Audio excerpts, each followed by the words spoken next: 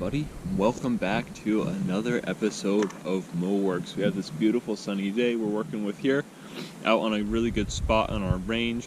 A lot of our old spots are taken up with squatters, unfortunately, but this spot right here seems to have been reserved for shooters only, so very cool. We're going to be talking about a new piece of kit I got today for our single shot shotgun. Remember, please comment what color. Oh, we have some other shooters out with us today, so don't mind them. Comment what color, what pattern you want us to paint this shotgun. We have one for flames, we have one for red, white, and blue, we have one for an olive, drab, green, stock, and fore-end, but the rest of it leaving it black. We have one for... We have a couple now. We have like 6 or 7 now, which is honestly good, but I want a bunch more. I want to be able to pull them all, out of a hat and see which color and which pattern we're going to end up painting it, and yes, we will be making a video on it. So, for our single shot shotgun, we got this new little bit of kit. It's a little squeeze tube. When you squeeze that, something silver and shiny inside. Okay, so what we got here is a chamber reducer for a 12 gauge break action shotgun. This is not for pumps or semi-autos, this is specifically made for break action shotguns. It's made by the shootersbox.com, and this one is 12 gauge to 22 long rifle adapter. This one, also interesting enough, has rifling in it. But before I get ahead of myself, how does this work? Let me show you. Okay, so we're going to try that again because my last filming didn't turn out quite right. So this is our Charles Daly 101 single shot break action shotgun. This is the 28-inch barrel model with the synthetic furniture, and I added this shell holder on the back and this rubber slip-on recoil pad as well, just because it does kick quite a bit. It's only about like 5 or 6 pounds, maybe even less than that. It's a really light system. It has the underbarrel hammer that cocks the firing pin, cocks the firing mechanism, and breaks the barrel in one fluid motion, so you don't have to worry about a hammer up here. This is the gun we're going to be painting. I know I said that in the beginning, but just to make it clear, what would you want this gun painted? What color? What pattern? Now, this guy is obviously designed to shoot, little sneak peek there, designed to shoot 12 gauge. So, you normally slide that into there, close it up, take the safety off, and fire. But what if you didn't want to shoot 12 gauge? What if you wanted to shoot 22 long rifle? The problem with that would be, when you want to get that 22 to go in there, it doesn't quite fit, and that's where the chamber reducer comes in. Chamber reducer slides in just like a shot shell. I mean, literally just like a shot shell would. Slides right in there, and you have this hole that is has a countersink in it that's for 22 long rifle, just to slide right in there. And if you look really closely at this hole, it is offset a little bit, as so the firing pin that would usually be a center fire on a shotgun like this will hit the rim of the 22 instead of, right smack in the middle of it, because 22 long rifle is obviously rim fire. So this firing pin right here is going to be offset a little bit, just because of where the hole on this chamber reducer is orientated, its orientation, and it's going to hit that rim fire. Okay, I think you guys get it now. So let's load this up, and we'll stand back, say at about 10 yards, and we'll start taking some shots with it. I haven't shot this yet, so I don't know how it's going to turn out, but I'm really assuming it's going to work. I have faith in shootersbox.com, and yeah, let's give it a go. Now, obviously with that chamber reducer, we're not going to get all the power and extra velocity from this 28-inch barrel, because this is the chamber and barrel all in one. So we're only really getting about 2.5 inches of barrel out of this guy. I just wanted to show you real quick if I can get it to come through the rifling. It's pretty bare bones. It's pretty not sketchy, but like not very smooth rifling. It's very choppy rifling. But it should be functional. It should work just as intended. So yeah, I think you guys are getting a good view on that. All right, let's go take a couple shots. All right, so I'm gonna take a position right here. I'm gonna use the chamber reducer. I'm gonna shoot maybe 3 to 5 shots into the dirt, And then I'll let you guys just kind of see me doing that so you can see the process. And then once we do that, I'll set you guys up closer down range, and I'll have you guys focused on a target, and we can see the accuracy of this guy.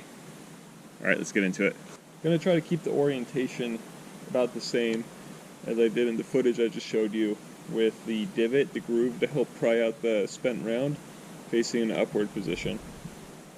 Alright, Aguila, lead round nose.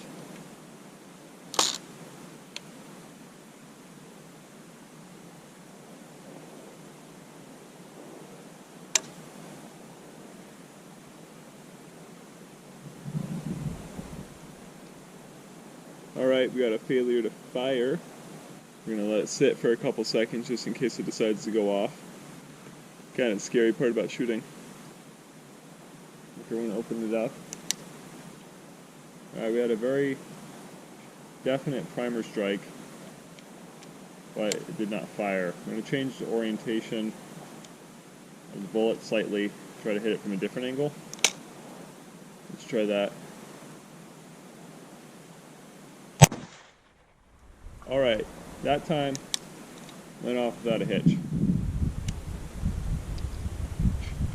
Alright, try that again.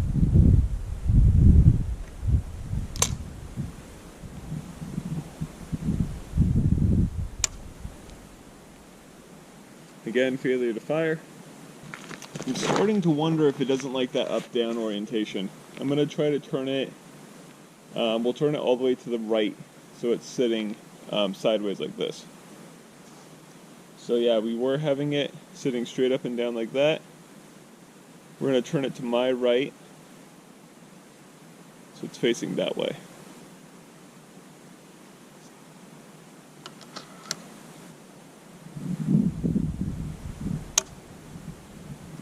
Alright, again, failure to fire. The reason why you want to let it sit like this is because sometimes such a little amount of that primer goes off, it takes a while for the rest of it to catch up. So, you know, the bullet could fire, you know, maybe 10 seconds later even. So you just let it sit. And once it's sat for a couple seconds, then you pop it open and check it out. Yeah, it looks like that guy doesn't want to go for us. Now, I was just using this ammo in another firearm and it was working flawlessly, so I really don't think it's the ammo. We're going to change the orientation so that now it's facing left. See if that helps us. If you listen there, it does wiggle around in there. I wonder if that has something to do with it. I wonder if I like make it so it's like further back.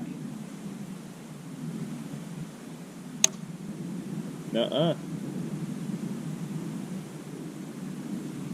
Maybe this wasn't such a good idea after all. I was so excited for this. Maybe we just gotta figure it out. There's a technique to it. Right, this time we're gonna just cock it again, and we're gonna leave the bullet in the same spot and see if striking the same spot twice helps it.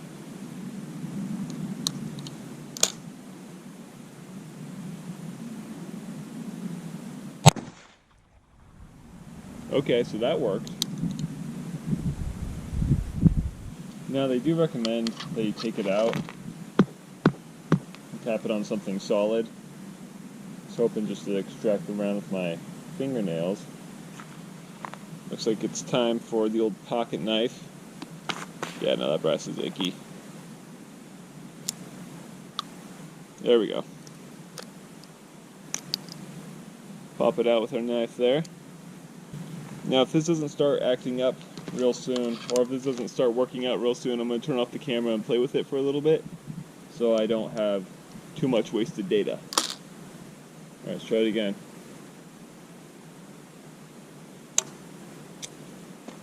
No dice. Alright, let me turn off the camera and play with this for a little bit and I'll get back to you guys.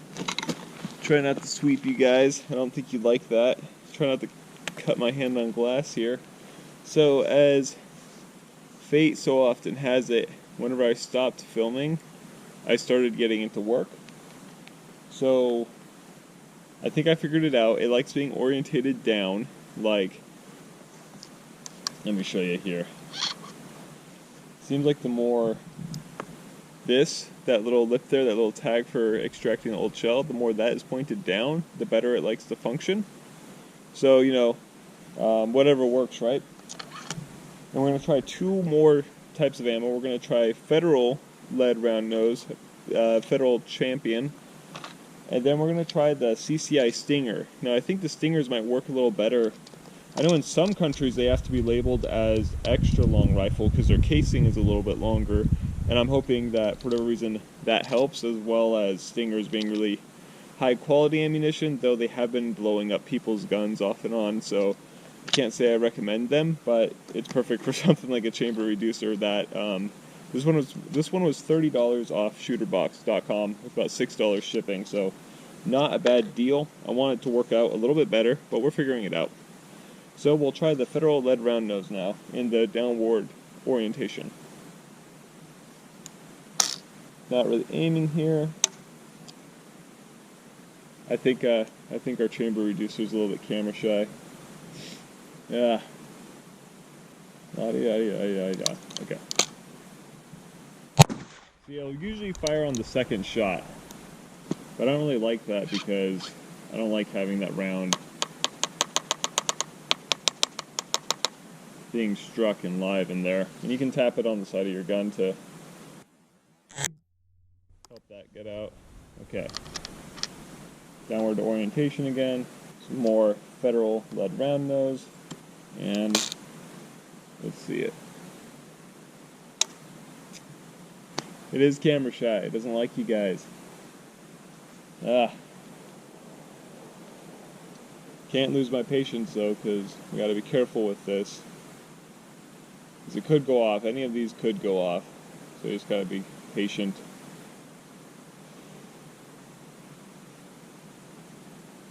Debating whether I want to edit this out or not, the long wait, because I think it's a good example to show you guys the patience, the wait, whenever dangerous stuff like this happens.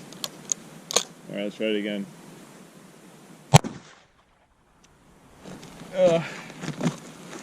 So whenever I'm filming this, I'm sitting, but whenever I was filming the other one, I was standing. Let's try that. See if being more in a standing position has anything to do with it.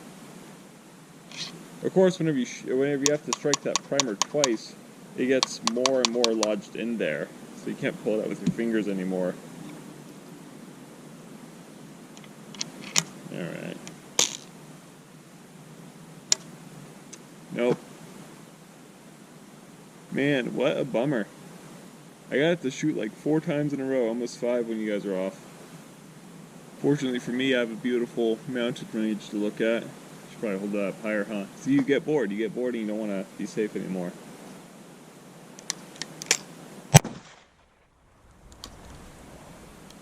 Feels really cool when it does work though, it feels excellent. Let's try out these Stingers.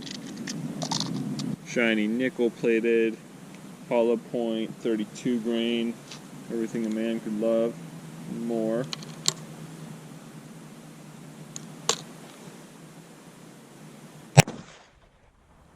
Hey,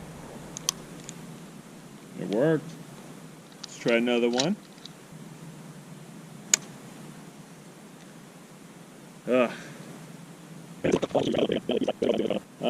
TheShootersBox.com being small, I think if I put in a complaint with them, they will get back to me.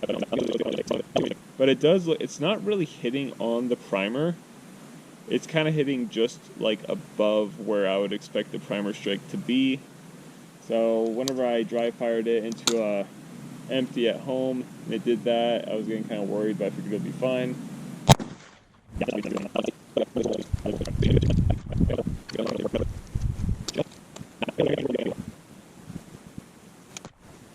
Alright guys, so I've messed with this for about another 10-15 minutes and really just have not gotten very far with it. It went off 4 times in a row, and then it wouldn't go off any more than that. So yeah, this is kind of a fail. I can't really make it work. I can't really think of a safe way of modifying it to make it work. I'm gonna ultimately contact Shooter's Box and see what they have to say about it. I've only ever had one failure to fire with this shotgun ever, and that was when it was really, really dirty. But, you know, just so you guys can see, here's a shot shell into the shotgun. It very much works. It very much works in every way. I'm very happy with this Charles Daly shotgun. It's everything I hoped it would be. That being said, with me having to wait and wait and wait and pop it open and close it real fast and shoot it again just to get that live round with the primer struck out of there, if one of you guys out there did have the model where you cock the hammer back, I don't see any reason why, if it didn't go off the first time you shot, you know, bang, why you could have just cocked the hammer back and bang and cock it back and bang again and again. It would be similar to what the Taurus does. Taurus G3C. Let me unload it real quick. Whenever you pull the trigger on a Taurus, you can pull it over and over again. So kind of similar, if you had that ability and the primer struck but the round didn't go off, you could just cock that hammer back on your single shot shotgun if you have a hammer on yours and just keep on pulling the trigger. That could help. That's obviously not a fix for a broken product. You know, that's not something I would be happy to hear from their marketing team about how to fix that problem. But, you know, I'll contact them. I'll let you guys know how that goes. Maybe I'll make a short, or I'll just put the update in another video. I hope you guys enjoyed the video. Remember to like, comment, and subscribe. Remember, you can always comment what you want to see in future videos. I know we did a short teasing the Mosin. The Mosin video will be coming out soon as I can get a reliable sunny day, and the ammo for it is coming in tomorrow. You probably heard me say that last week just because I filmed multiple videos at once, but the ammo is coming in for it. Sunny days are ahead, and we'll get that Mosin video out. Thank you guys so much for watching. See you next time.